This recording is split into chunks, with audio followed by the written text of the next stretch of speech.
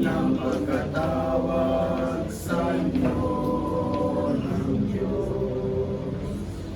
May isa lamang Panginoon, isang pananampalataya at isang bautismo, isang Diyos at Ama nating lahat.